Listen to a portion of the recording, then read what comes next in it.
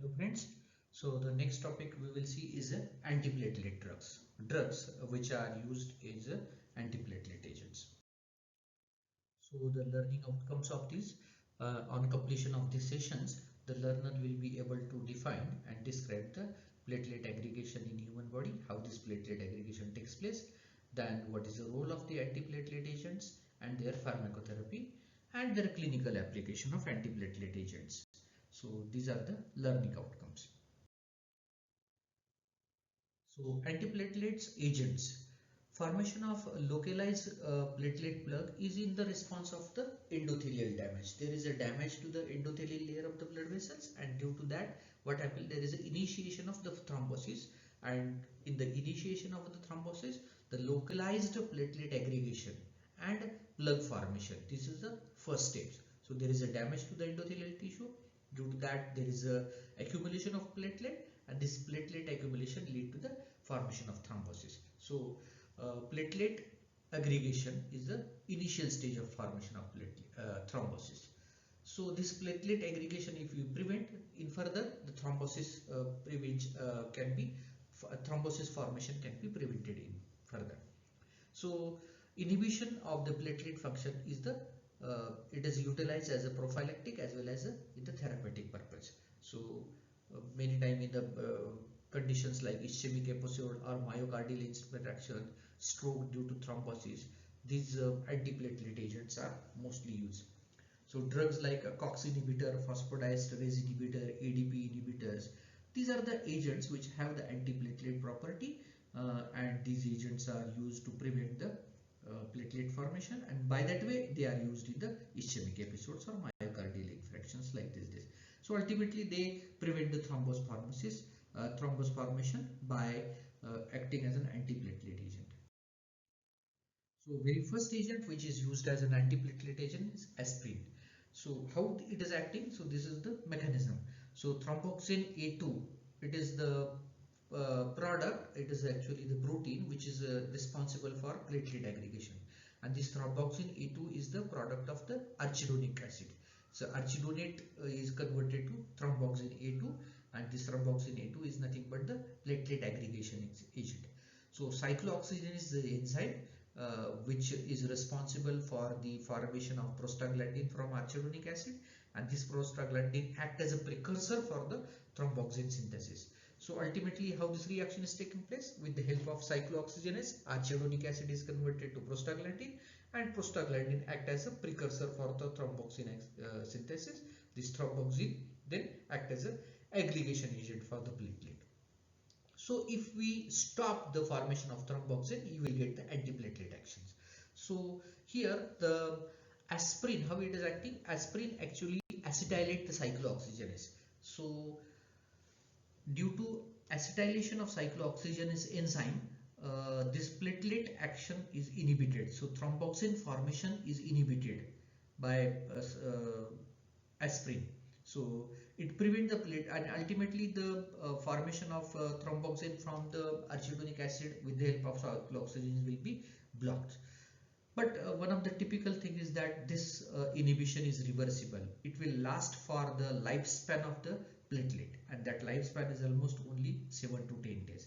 So up to 7 to 10 days, this cyclooxygenase will be inhibited from the conversion of arachidonic acid to thromboxane, and ultimately for the platelet aggregations.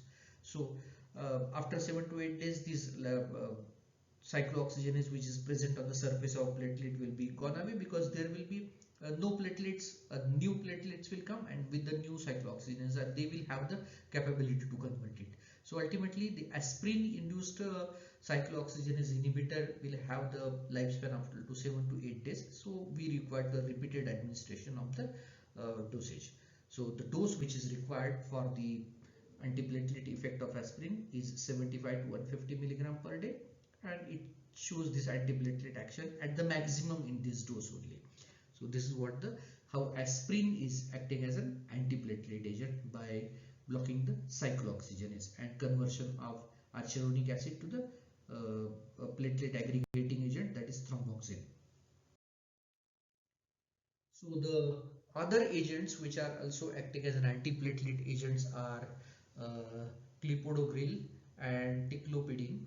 These are the reversible inhibitor of ADP dependent pathway uh, of the platelet activation. ADP dependent pathway of platelet activation will be irreversibly blocked. So ticlopidine is the prodrug and required the conversion to the active form.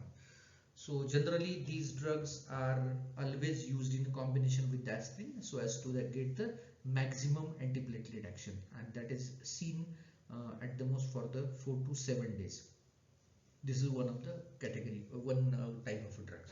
Then second category of a drug, or third category, we can say it is a third category of a drug actually, phosphodiesterase inhibitor.